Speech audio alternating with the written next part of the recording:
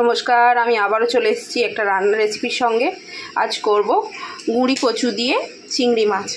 এই মাছ 3 পিস ছিল, সেটা আমি দিয়ে দেবো। এটা আপনারা চাইলেও দিতে পারেন, আবার নাও দিতে পারেন। আজকে মেইন রান্না হচ্ছে গুঁড়ি কচু দিয়ে চিংড়ি মাছ। তো গুঁড়ি কচু চিংড়ি মাছটা তো আমি ভেজে নিয়েছি, আর মাছটাও ভেজে নিয়েছি।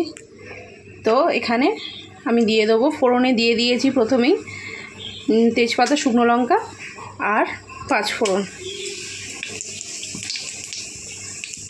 তো মাছটা আমি আগেই ভেজে ফেলে নিয়েছি, আমি ভিডিওটা অন করতে ভুলে গিয়েছিলাম। তো ফোড়নটা ভাজা হয়ে যাক, আসছি। ফোড়নটা ভাজা হয়ে গিয়েছে, এবার কচুটা আলুটা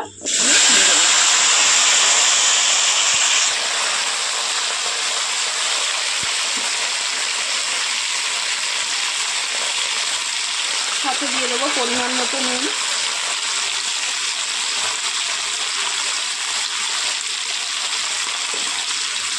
দিয়ে খুব ভালো করে ভেজে নেব।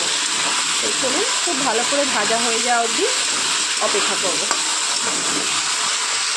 তো কচু আলু খুব ভালো করে আমি ভেজে নিয়েছি।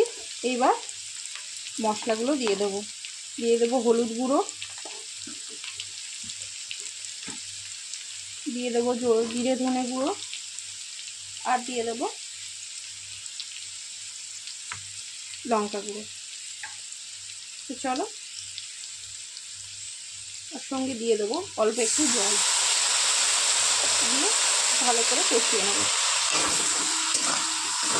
তো খুব ভালো করে কষিয়ে নিয়ে আসছি।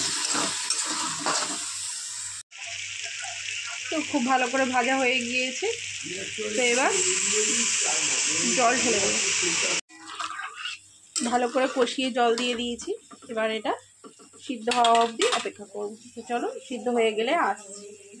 কচু আলু খুব ভালো করে সিদ্ধ হয়ে গিয়েছে, এবার মাছগুলো দিয়ে দিই।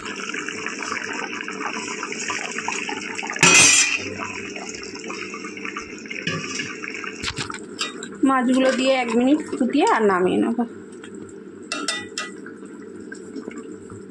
কচু দিয়ে গুঁড়ি কচু হয়ে গিয়েছে, এবার নামিয়ে নেবো। তো চলো, নামিয়ে নিয়ে আসছি। গুঁড়ি কচু দিয়ে চিংড়ি মাছ তরকারি হয়ে গিয়েছে। রেসিপিটা যদি ভালো লাগে অবশ্যই লাইক, শেয়ার অ্যান্ড সাবস্ক্রাইব করে দিও। আর রেসিপি সম্পর্কে কিছু জানার থাকলে অবশ্যই আমাকে কমেন্ট করো, আমি তার রিপ্লাই দেবো। তো চলো, আজকের মতো টাটা, দেখা হবে অন্য কোনো দিন অন্য কোনো রেসিপির সঙ্গে।